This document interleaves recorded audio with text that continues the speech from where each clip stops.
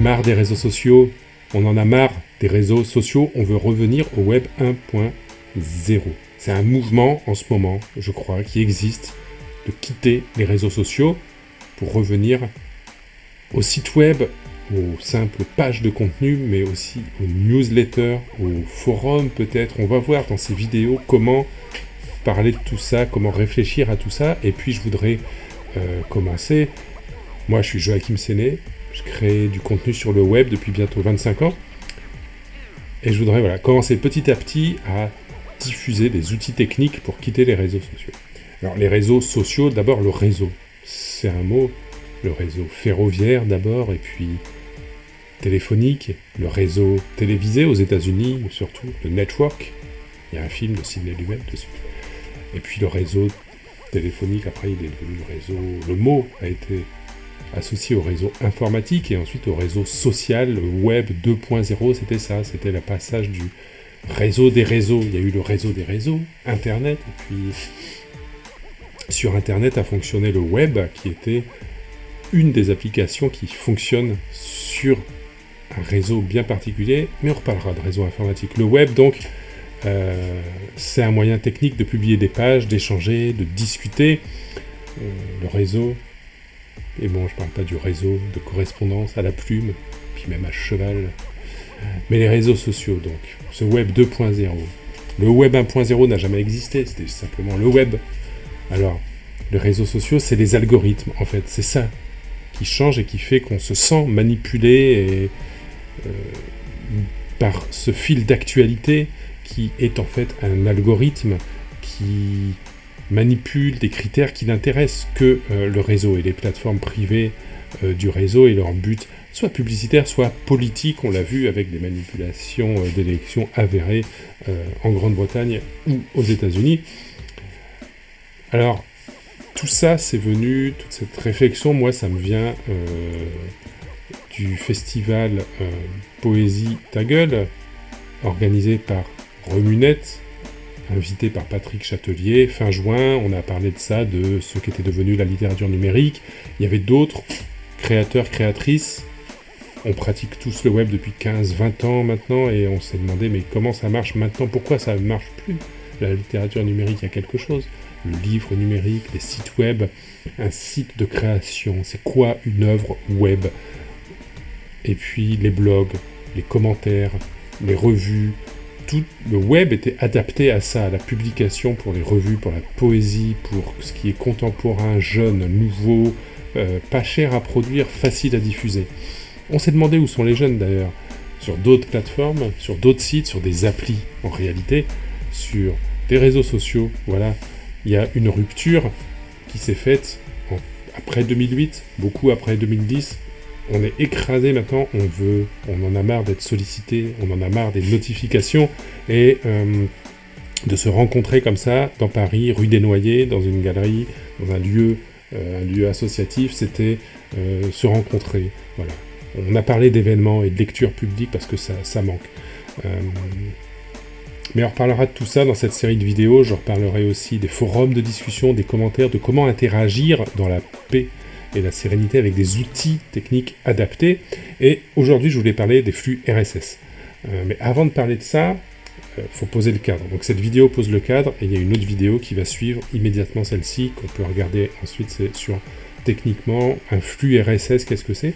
Ça sert à suivre un site, à suivre plusieurs sites, à faire de la veille.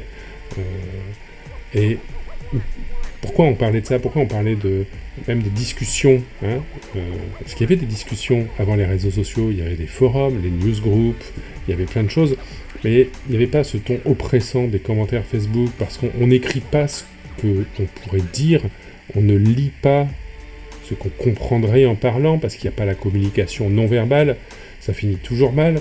Et oui, ça existait déjà dans les forums. Le point Godwin, ça vient des années 80, les newsgroups, les protocoles de discussion, de chat, avant même le web, sur Internet, avec des protocoles qui n'étaient pas les protocoles du web technique.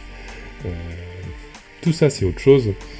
Et aujourd'hui, le web 2.0, ce fameux web algorithmique, finalement, on pourrait dire, qui impose publicité, oriente notre fil d'actualité. Mais bon. tout ça, on pourra le détailler. Et ici, moi, donc voilà, je veux revenir au Web 1.0, ce qu'est en réalité le Web. Il existe toujours, ce Web. C'est pas qu'il a disparu, c'est qu'il n'est plus utilisé. Il est écrasé par l'algorithme et vraiment cette puissance d'addiction aussi qui en ressort, ces scrolls infinis d'images qu'on a choisies ou qu'on n'a pas choisies. Et là, on se pose la question, comment est-ce qu'on est changé, comment est-ce qu'on veut partager maintenant ? Et c'est vrai que ça peut ne pas marcher. Par exemple, moi je pense revenir au forum. Est-ce que ça marcherait encore après les réseaux sociaux aujourd'hui ? Peut-être ça marcherait pas du tout. Mais parmi les choses qui marchent, moi je pense qu'il y a, on le voit, un retour des infolettres, des newsletters. Donc c'est quelque chose est possible. Parce que l'algorithme nous empêche de suivre ce que l'on suit finalement. Il choisit pour nous. On peut suivre 500, 1000 personnes, on va avoir juste une constellation, une fragmentation de tout ça, et le réseau il choisit pour nous. Alors il y a des réseaux qui ne choisissent pas, comme Mastodon ou Blue Sky, ils n'ont pas d'algorithme, c'est vrai, pour l'instant, ils montrent le fil temporel et rien d'autre, donc ça existe, on pourra en reparler, mais voilà, comment suivre les sites qui nous intéressent, comment découvrir des nouvelles choses aussi, comment partager toutes ces informations. On va commencer par les flux RSS, ça veut dire, flux RSS, ça veut dire simple syndication, really simple syndication. On le traduit par feed, flux, abonnement. En gros, c'est un protocole technique.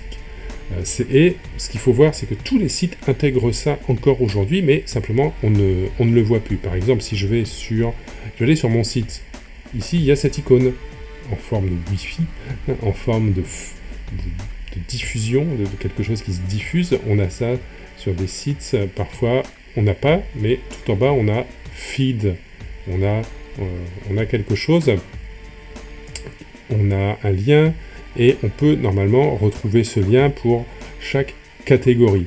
C'est-à-dire que si dans Mediapart je veux m'abonner à Proche et Moyen-Orient, je dois pouvoir à Libération,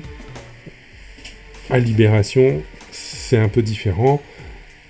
L'icône a disparu, il n'est nulle part dans l'interface, il faut aller sur cette page particulière qui regroupe l'ensemble des flux RSS disponibles. Mais si je vais sur la page d'accueil ou sur les pages rubriques, il n'apparaît pas, il n'apparaît plus, parce qu'il était là à une époque. Donc, on peut s'abonner au site entier, aux commentaires même, ou aux rubriques. On peut utiliser une extension de navigateur dans son Firefox ou son Chrome, avoir intégré un petit icône qui nous donne notre page d'actualité à nous, qu'on a choisi, qu'on a fabriqué nous-mêmes, ou on peut utiliser un site sur lequel il faut s'inscrire, et on va voir ça dans une autre vidéo, en attendant d'autres discussions au sujet de ce retour au Web 1.0. À bientôt.